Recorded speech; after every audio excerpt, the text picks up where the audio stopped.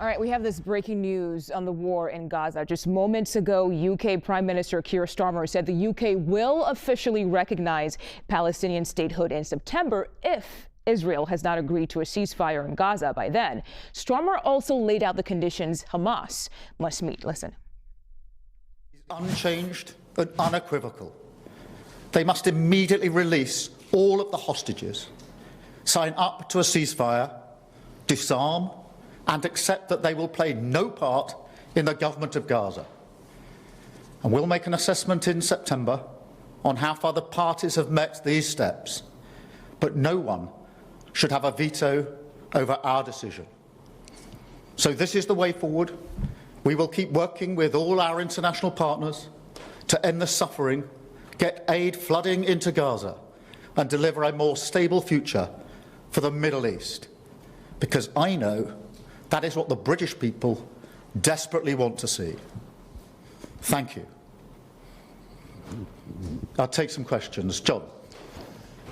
Prime Minister, two issues here, obviously the aid and also the recognition of Palestine. First of all, on aid, what assurances did you receive from President Trump that he will use his influence with Prime Minister Netanyahu to allow the aid that you've talked about, the aid going in by trucks as well as by air?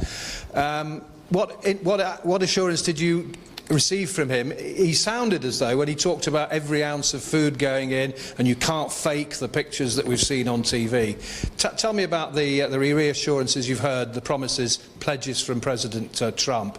And on the recognition issue, you do appear to have moved your position from as recently as last week, really, where you were talking about various other measures. I'm wondering what has influenced you into making what looks like a U-turn here on this issue? Is it pressure from the 250 or so MPs, most of whom are Labour? Is it pressure from inside your cabinet? We hear there are 7 cabinet ministers pressing you to push for recognising Palestine. Or is it President Macron, who of course lobbied you? He talked about last Thursday about recognising the Palestine also at the UN General Assembly. And what difference do you think actually recognising Palestine will actually make in practical terms? Thank you for those questions. Firstly, on the question of aid, I won't go into the discussions I had with President Trump yesterday. We had a long session in private.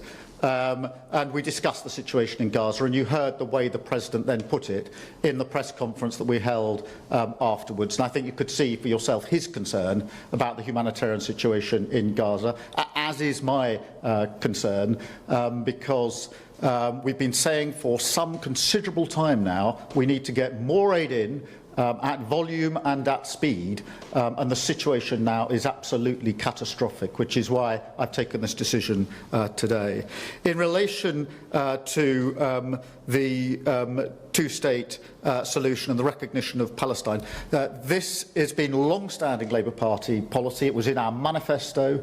We talked about the right of the Palestinians to recognition, and we've always said that would be part of the process, and that it would be an important part of the point that we thought it would have maximum impact. It's driven today by two things. Firstly, the context in the intolerable situation in Gaza, which is getting worse by the day, but also because of the concern that the very possibility of a two-state solution is reducing, and therefore it is very important to be seen in that context as a very important contribution to what I hope will be an alleviation of the situation on the ground, because I'm acutely aware that what needs to happen urgently is that aid into Gaza at speed and at volume, and that ceasefire that can open the way for a political process. So this is a decision taken by this government in the context of today, and after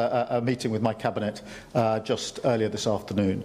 On the question of the difference it will make, the reason we have announced this in the way we have in relation to the General Assembly in September is precisely because I want to ensure that this plays a part in changing the conditions on the ground.